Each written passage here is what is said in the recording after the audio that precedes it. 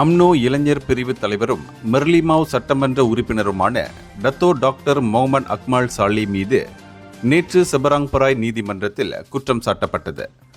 கடந்த ஆகஸ்ட் 11ஆம் தேதி தனது முகநூல் பக்கத்தில் பொதுமக்களிடையே பயம் அல்லது பீதியை ஏற்படுத்தும் நோக்கில் ஓர் அறிக்கையை வெளியிட்டதாக அவர் மீது குற்றவியல் சட்டம் பிரிவு 505 B-இன் கீழ் குற்றம் சாட்டப்பட்டுள்ளது. அரசு தரப்பு வழக்கறிஞர் அவருக்கு 10,000 ரிங்கிட் பிணைத்தொகை விதிக்க கோரிய நிலையில் அவரது வழக்கறிஞர்கள் குடும்பம், அரசியல் பொறுப்புகள், தப்பிச் செல்வதற்கான வாய்ப்பு குறைவு போன்ற காரணங்களை குறிப்பிட்டு பிணைத்தொகையை குறைக்க வாதிட்டனர்.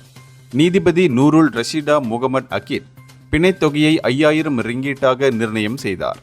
அத்துடன் வழக்கு ஆவணங்களை சமர்ப்பிக்க செப்டம்பர் 22ஆம் தேதியையும் அவர் நிர்ணயித்தார். 11 வழக்கறிஞர்கள் குழுவினரால் பிரதிநிதித்துவப்படுத்தப்பட்ட டாக்டர் அக்மல் பிணைத்தொகையை செலுத்திய பிறகு நீதிமன்றத்தை விட்டு வெளியேறினார். அப்போது நீதிமன்ற வளாகத்தில் கூடியிருந்த அவரது ஆதரவாளர்கள் ஈடோப் அக்மால் என்று கோஷமிட்டனர். இந்தியர்களின் இதய குரல் மக்களோசை.